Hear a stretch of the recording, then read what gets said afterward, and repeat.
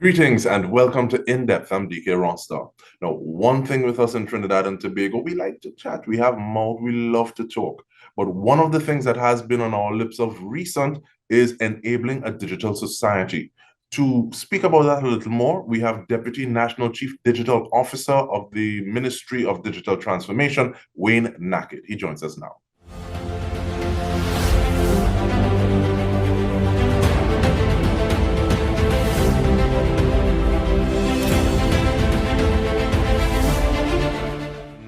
Welcome, Mr. Nakhid. How are you doing? I'm fine, thank you. Hello to everyone.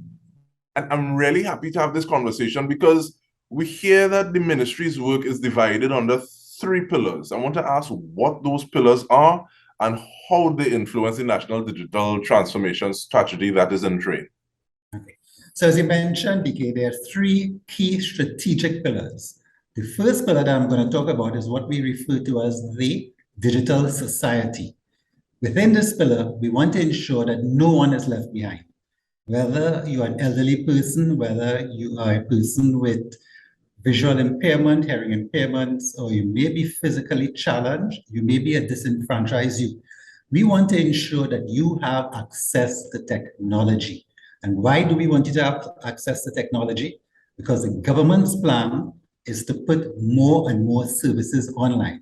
So if you want to renew your driver's license, we want to ensure that you don't have to go to a building. You can do all of that online.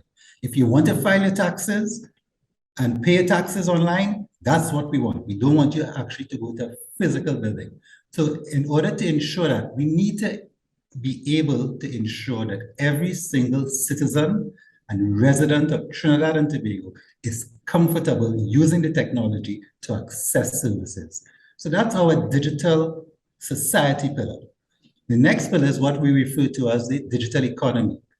Trinidad and Tobago has been trying to diversify its economy. As you know, we are heavily based on oil and gas and the financial services sector. We are looking at new sectors. The ICT sector is one of the key industries that we would like to develop. In fact, we have a challenge to increase the contribution of the ICT sector to GDP from 4% to roughly about 8%. We're looking to roughly double it. In order for us to do that, we must create the enabling ecosystem which would allow us to foster the development community.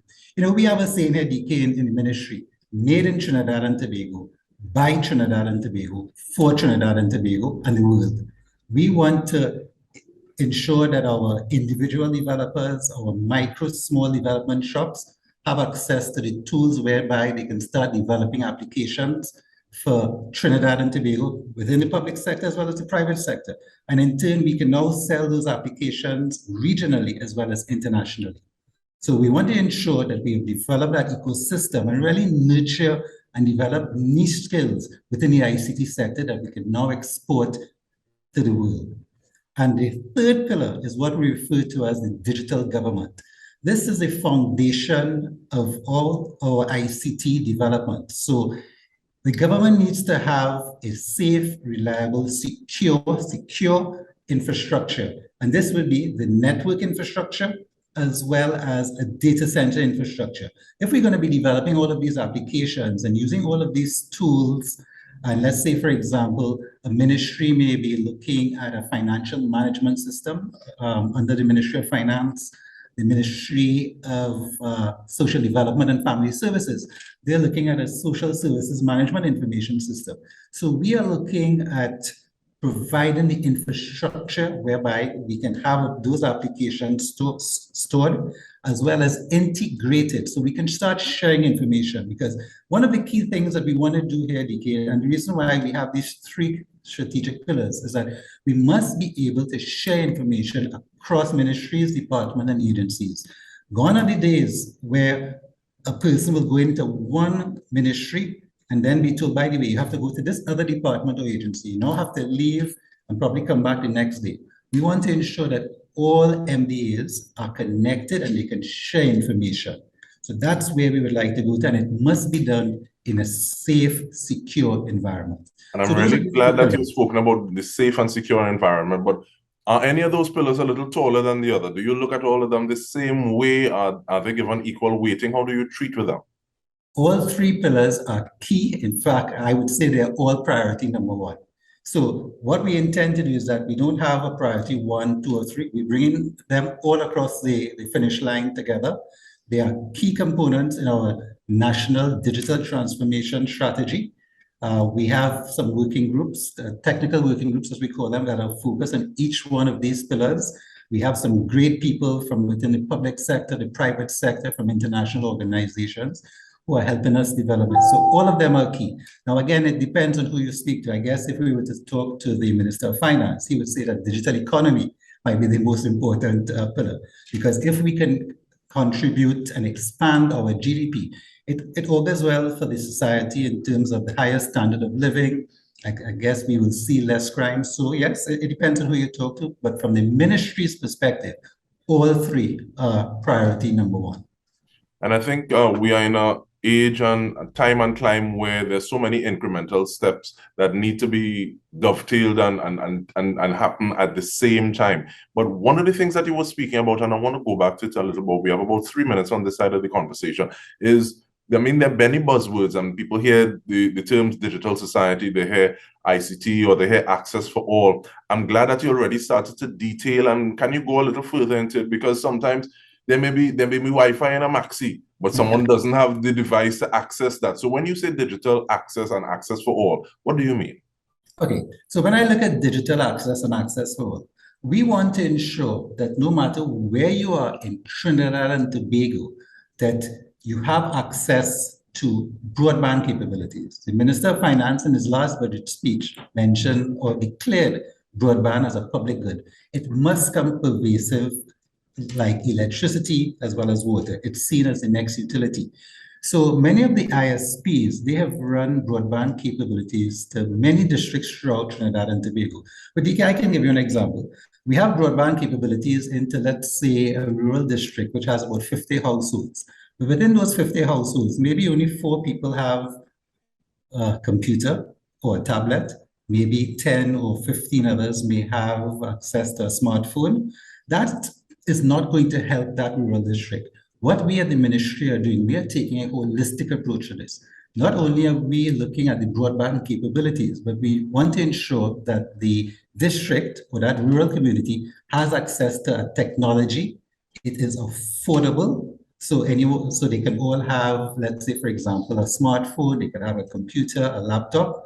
But more importantly, we want to start bringing training programs into the community. Let's say it's a fishing community. We want to be able to bring in training programs whereby there may be new applications of ICT, information technology, to new farming or fishing methods, depending on whether it's a farming or fishing community.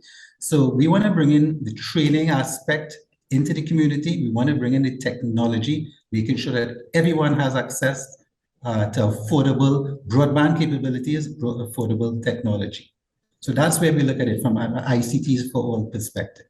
And I really appreciate, because this actually goes back to a point that you made earlier in terms of looking at the situation and building a solution for the situation, something that is grown organically with a purpose from the ground up here locally, as opposed to say, well, they're doing that over there. No, let's bring it, and then we need to take all some very rough corners and smooth them out to fit our situation. But we continue the conversation when we return. We're speaking with Wayne Nakhid, the Deputy National Chief Digital Officer. Stay with us. We return with more.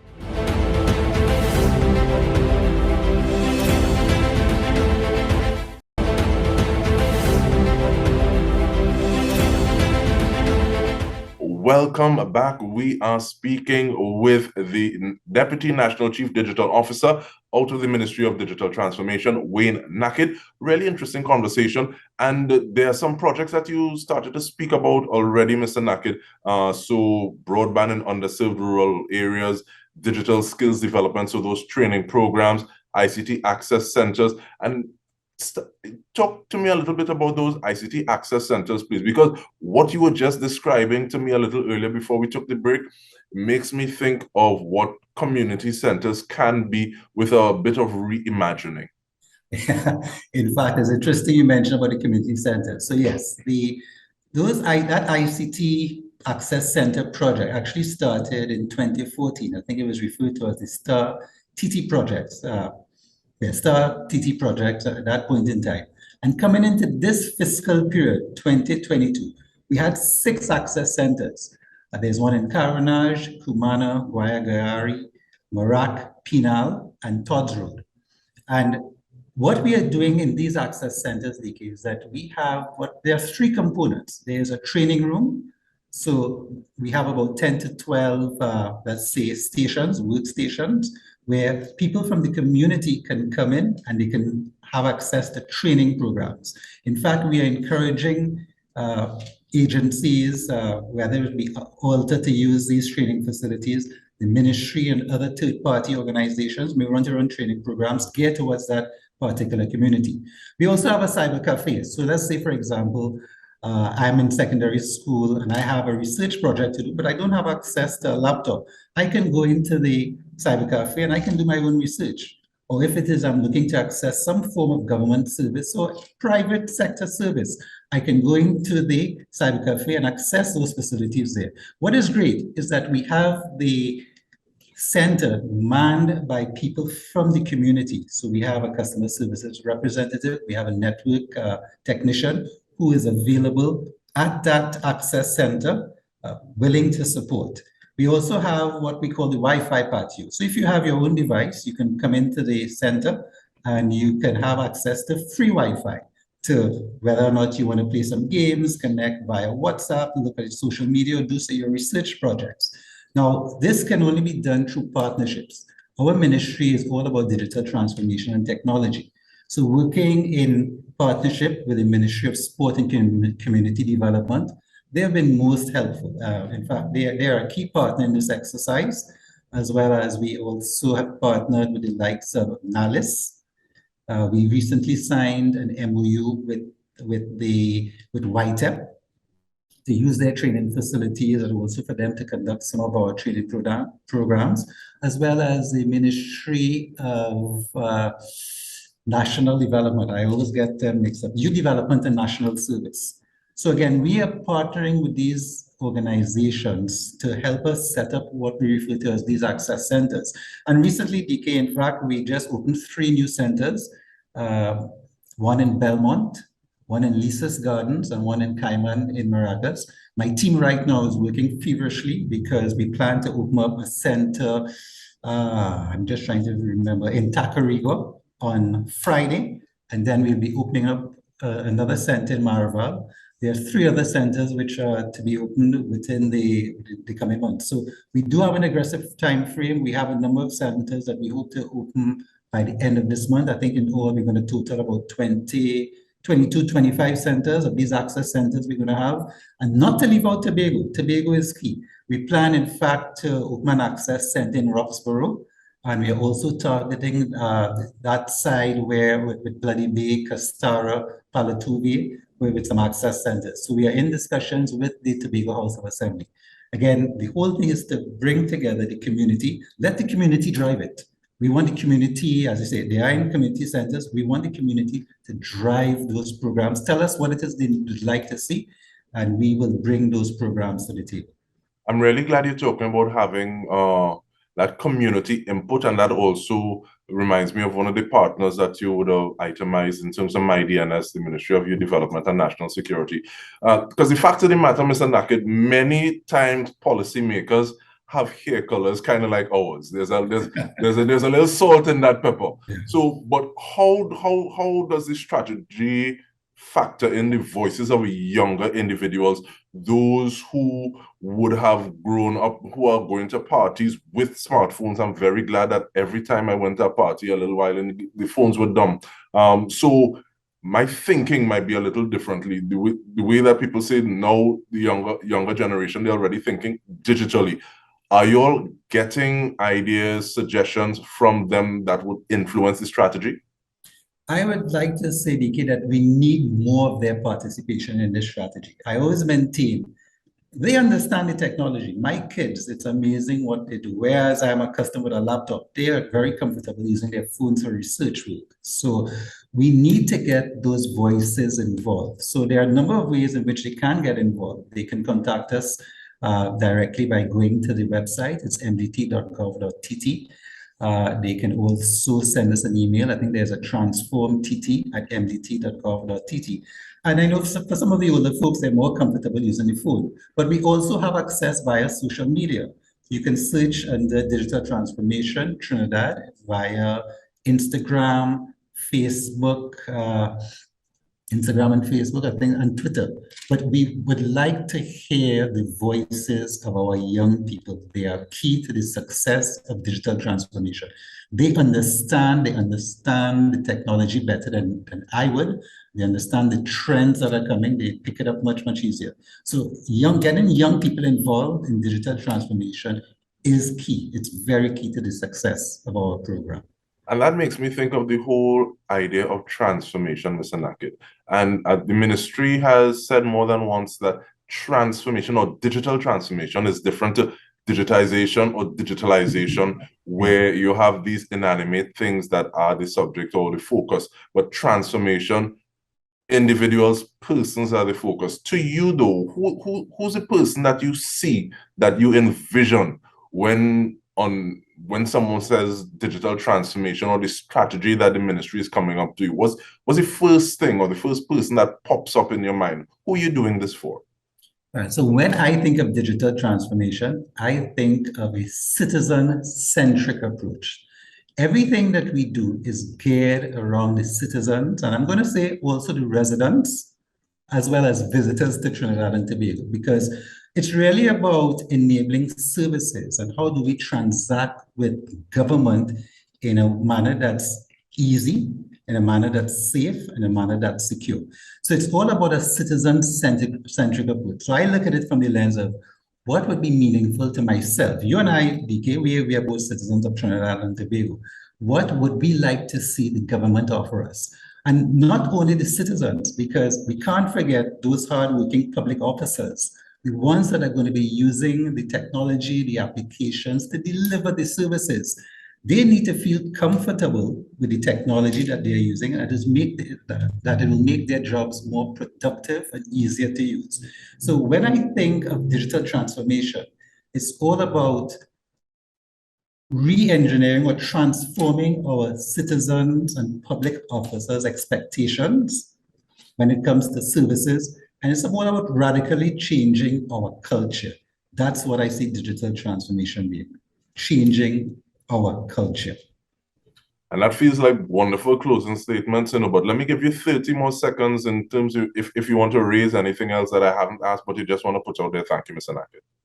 Well, okay, some of the last messages that I would like to leave. Digital transformation is not an overnight journey. This is a process that will take the ministry, the government, and the people of Trinidad and Tobago many years. However, the approach that the ministry has taken is that we are going to start simple and grow fast. We're going to start simple, and we want to give some simple use cases so that the citizens can see the tangible benefits of, hey, this really makes sense. This is how I would like to transact business. I would like to do transactions from the comfort of my home anytime, at any hour. And not only that, I want to be able to cross multiple ministries, multiple departments and agencies. So that's the message I'd like to leave with everyone today. This is not an overnight journey. We all need to be coming in and steering in the same direction. And the ministry can only do this with partnerships with other ministries, international organizations, countries, and governments. And it's sounding good, Mr. Nakhid. With the proof of the pudding is in the eating, but we really look forward to having more conversations, looking at some of these access centers opening and being able to spread that message. So on behalf of the entire TTT News team, I want to thank you so much, Deputy National Chief Digital Officer out of the Ministry of Digital Transformation. And thank you for joining us. This has been In Depth with me, Dike Rostant. Once again, thank you for joining us.